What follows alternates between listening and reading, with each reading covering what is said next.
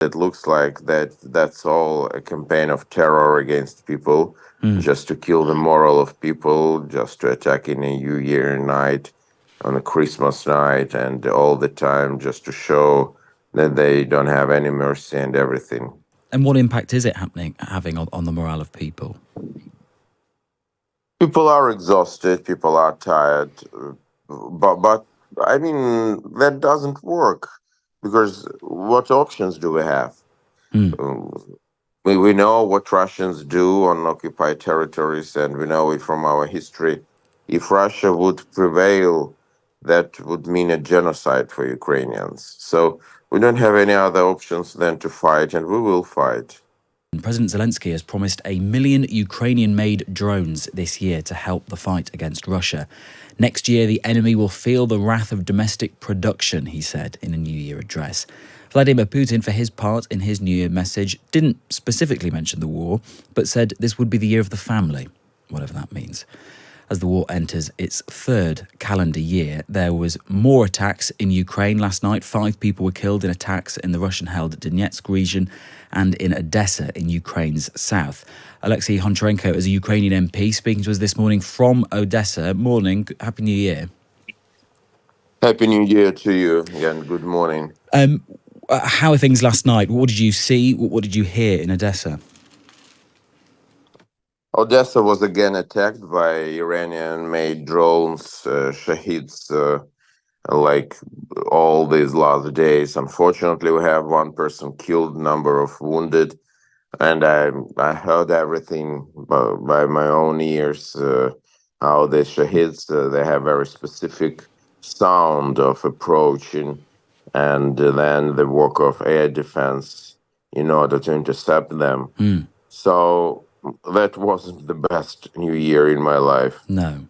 What kind of damage have you seen in the past few days? What kind of targets are being hit? Unfortunately, as always, this is civilian areas. And like several days ago on Friday, there was a big, massive missile attack on the whole country, including Odessa. And in Odessa, 5 people were killed by hit of big residential building. The school and church were damaged. In general, in Ukraine, 39 people were killed on Friday morning. And yesterday, this night, today, it was again residential area and residential buildings hit by Russian attacks.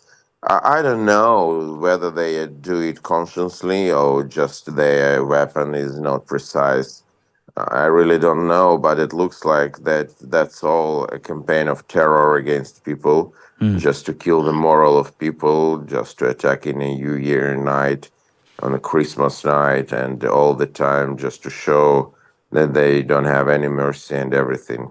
And what impact is it having on the morale of people? People are exhausted, people are tired, but I mean that doesn't work because what options do we have? Mm. We know what Russians do on occupied territories, and we know it from our history. If Russia would prevail, that would mean a genocide for Ukrainians. So we don't have any other options than to fight, and we will fight. Of course, how you fight, though, depends on what kit you have, what help you have from allies around the world. You'll be more aware than anyone, I guess, that about the debate that's happening in the US about whether to give more aid. As we look into the new year, do you fear a return of Donald Trump to the White House, as is reported in some of the papers this morning that Ukrainian officials are, because the fear is that any further help could dry up, especially under another Trump presidency? We are very much concerned about the situation in the United States, our key ally, the biggest ally from the point of view of military support, financial support, and so on. We're very thankful to people of the United States. We're not interfere for the support to Ukraine, but we are very much concerned with what's happening now with this support. And unfortunately, Ukraine became a hostage of internal political struggle and elections in the United States. I will not say that we're afraid of somebody being elected in the United States. That's internal case of the United States whom to elect, and we have all respect to anybody who will be elected. We hope that if it will be Donald Trump, that will not mean that he will isolate United States from Mm. the world scene, and we hope that it will not be isolationism, because every time United States were isolating themselves, every time it ended badly for the whole world and for United States Yeah, too. but do you So I think that hope they Ukraine? will make these lessons. But do you think that Ukraine can actually achieve the aims it wants without US support? In the Times today, that there are some No, UK government. definitely You can. we can't. You We can't. can't. No, it's Do you think that the impossible. UK and Europe can make up the shortfall in military aid and support, or not?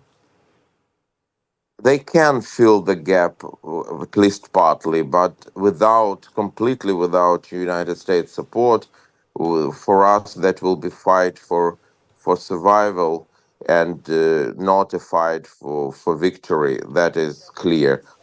I believe we will survive Mm. because we will fight, but definitely that for us it will be extremely hard to liberate our territories, and the question will be another, Mm. that what territories we will hold, and what Yes. territories we can lose more, definitely. But speaking about, if I have a minute, the United Kingdom role is really very much important, because if in autumn the forces in the United States will win, who will isolate them, that will be a question to UK.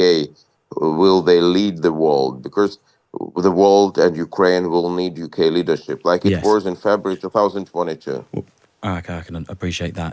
Oleksiy, thank you very much for your time this morning. Thank Oleksiy you. Goncharenko, Ukrainian MP, speaking to us live from Odessa, a new year in difficult circumstances there, as you heard.